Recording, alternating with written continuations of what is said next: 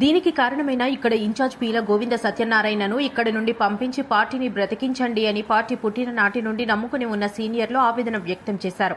స్థానిక గొల్లవీధి రామాలయంలో మాజీ టీడీపీ కౌన్సిలర్ కుప్పిలి జగన్ ఆధ్వర్యంలో ఆదివారం జరిగిన సమావేశంలో సీనియర్ టీడీపీ నాయకులు బోడి వెంకట్రావు, గుడాల సత్యనారాయణ, వెంకటరమణ, కోటిని ఉమా తదితరులు మాట్లాడుతూ ముఖ్యమంత్రి నారా చంద్రబాబు నాయుడు, నారా లోకేష్ కార్యకర్తలే అధినేతలు అనే నినాదానికి వ్యతిరేకంగా పనిచేస్తున్న పీలాపై గత 11 నెలల క్రితమే జిల్లా అధ్యక్షులు బత్తుల తాతయ్య బాబుకి, రాష్ట్ర అధ్యక్షులు పల్లా శ్రీనివాసరావు, మంత్రి కొల్లు రవీంద్రకు ఫిర్యాదు చేశామని, కానీ ఎటువంటి చర్యలు వారు చేయలేదన్నారు. పీల గోవిందను వెనక్కి పంపించి స్థానిక నాయకులకు ఇన్ఛార్జిగా నియమించి పార్టీని కాపాడాలని కోరారు. అనకాపల్లి మండలంలో తెలుగుదేశం పార్టీ ఆవిర్భావం నుండి పార్టీకి అంకిత భావంతో పనిచేస్తున్న నాయకులను పట్టించుకోకపోవడంతో ప్రస్తుత ఇన్ఛార్జ్ అయిన పీల గోవింద సత్యనారాయణ ఇక్కడ పార్టీని భూస్థాపితం చేసే పనిలోనే ఉన్నారని, అతనిపై క్షేత్రస్థాయిలో విచారణ జరపాలని, అన్నింటిపైన సమగ్ర దర్యాప్తు జరిపించి నిజానిజాలను నిర్ధారించి రాబోయే కాలంలో స్థానిక సంస్థల ఎన్నికలలో, జనరల్ ఎన్నికలలో గాని పార్టీ బలపరిచిన అభ్యర్థులు గెలుపొందాలంటే తక్షణమే పార్టీలో గ్రూపులను ప్రోత్సహిస్తూ పార్టీని తాకట్టు పెట్టి పార్టీకి నష్టం కలిగిస్తున్న అనకాపల్లి నియోజకవర్గ ఇన్ఛార్జ్ పీల గోవింద సత్యనారాయణ ఇన్ఛార్జి పదవి నుండి తొలగించి పార్టీని కాపాడవలసిందిగా జిల్లా అధ్యక్షుల నుండి అధినేత చంద్రబాబు వరకు కూడా కోరుతున్నాము అన్నారు. మంగళగిరిలో పార్టీ ఆఫీస్ దృష్టికి ప్రతి సందర్భం కూడా సిస్టమేటిక్గా ఫిర్యాదు చేసి ఇక్కడ పార్టీ పరిస్థితి ఏంటి, పార్టీలో జరుగుతున్నటువంటి నష్టం ఏంటి, కేడర్ ఏ విధంగా ఇబ్బంది పడుతుంది, కూటమి ఏర్పడిన తర్వాత కూడా మనకి కూటమి నుంచి ఎమ్మెల్యేగా ఉన్నా ఒక ఇన్ఛార్జిగా పార్టీకి ఉన్నటువంటి వ్యక్తి ద్వారా పార్టీ కేడర్ని ఆదుకోవాల్సినటువంటి సందర్భం కూడా మర్చిపోయి ఈరోజు నిజంగా చెప్పాలంటే అనకాపల్లి అసెంబ్లీ నియోజకవర్గ పరిధిలో తెలుగుదేశం కేడర్ కంటే వైసీపీ కేడరు గుండె మీద చేసుకొని మాకు ఒక ఎమ్మెల్యే ఉన్నాడు, మాకు ఈ ఇన్ఛార్జ్ ఉన్నంతకాలం మాకు ఏ ఇబ్బంది లేదు అని చెప్పేసి చాలా ధైర్యంగా ఉన్నారు. తెలుగుదేశం కేడర్కే ఆ ధైర్యం లేని పరిస్థితి ఉంది. ఎందుకంటే ఇబ్బందులు పడుతుంది తెలుగుదేశం పార్టీ కేడర్.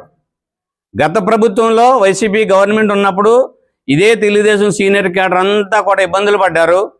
తెలుగుదేశం ప్రభుత్వం, కూటమి ప్రభుత్వం వచ్చాక కూడా ఈ నియోజకవర్గంలో తెలుగుదేశం కేడరు అనేక ఇబ్బందులు పడుతూ చాలా చావుబతుకుల మధ్య ఉన్న పరిస్థితుల్లో మేము తెలుగుదేశంలో ఉన్నామా, ఎక్కడున్నామా అని చెప్పేసి చెప్పుకోలేని దౌర్భాగ్యమైన పరిస్థితుల్లో ఉన్నారని ప్రతి సందర్భంలో తెలుగుదేశం పార్టీకి సంబంధించిన అన్ని మార్గాల్లోనూ కూడా చంద్రబాబు నాయుడు గారు అనేక మార్గాల్లో ఇక్కడ సమాచారం తెప్పించుకుంటున్నారు.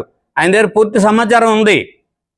మరి వాళ్ళని అధిష్టానంలో ఉన్న వాళ్ళని, జోనల్ ఇన్ఛార్జీలని, ఇక్కడ ఉన్నటువంటి వేగుల్ని ఏ రకంగా సంతృప్తిపరుచుతున్నారో మా పీల గోవింద సత్యనారాయణ ఇన్ఛార్జి గారు మాకు తెలియదు. కానీ ఇది మసిపూసి మారేడుకాయ చేసి పార్టీ అధిష్టానం దగ్గర మార్కులు కొట్టేస్తున్నారేమో తెలియదు. కానీ ఇక్కడ కేడర్ దగ్గర మాత్రం ఆయనకు మార్కులు లేవు. గోవింద్ గారి దగ్గరికి వెళ్తే ఒరే పోరే అంటాడండి. అసలు చిన్న సమస్య మీద వెళ్తే పోరాడాడండి, మెట్లు దిగి పోరాడాడండి. దానికి సాక్షులు కూడా బొలిశెట్టి శ్రీనివాసరావు చాలా మంది ఉన్నారు అక్కడ.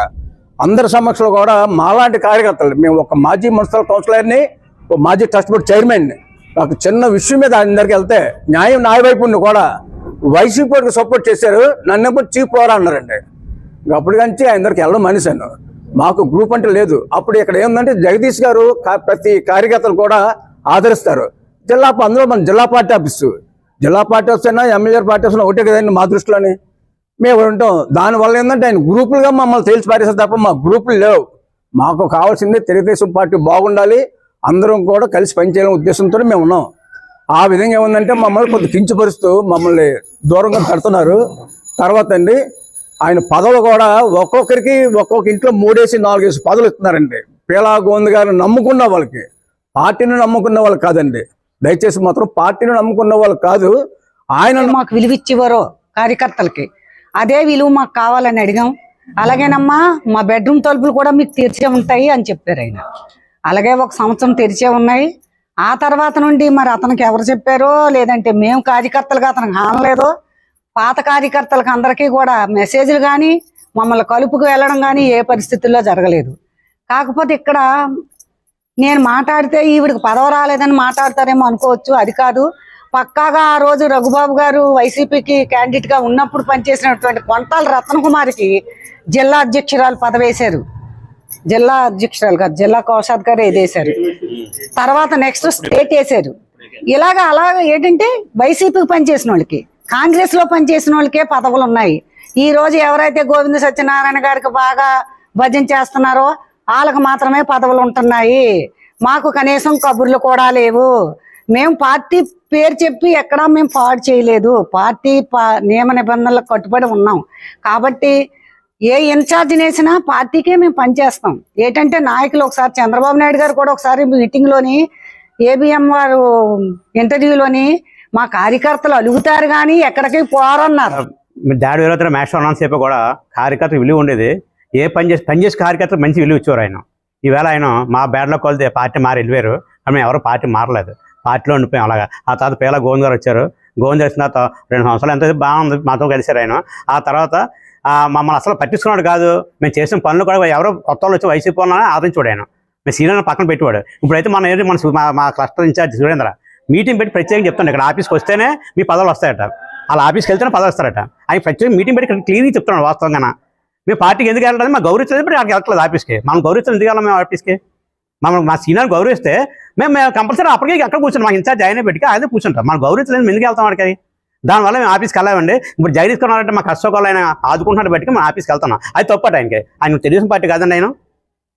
అయితే మేము వరద క్రియేట్ చేసి సురేంద్ర పార్టీ విజయాలకు అంకిత భావంతో పనిచేస్తూ అందరి మన్ననలో పొందుతూ ఇప్పటి వరకు కూడా పార్టీలోనే ఉంటూ పార్టీకి అనుగుణంగా ఉంటున్నాను.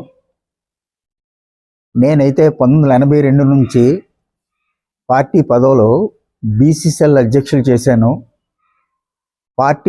తెలుగుదేశం పార్టీ కోర్ కమిటీలో ఒక నెంబర్గా పనిచేశాను. తర్వాత ప్రస్తుతం అయితే మాత్రం తెలుగుదేశం పార్టీ పట్టణ వైస్ ప్రెసిడెంట్గా కూడా కొనసాగుతున్నాను. మరి ఈరోజు ఈ సమావేశానికి పెట్టడానికి ముఖ్య కారణం ఏంటంటే, పార్టీలో 45 సంవత్సరాలు పనిచేస్తూ ఏ ఒక్క పదవి అడగకుండా ఉంటూ పార్టీ అన్న ఎన్టీ రామారావు 82 నుంచి కూడా పెట్టిన దగ్గర నుంచి కూడా ఎంతో మంది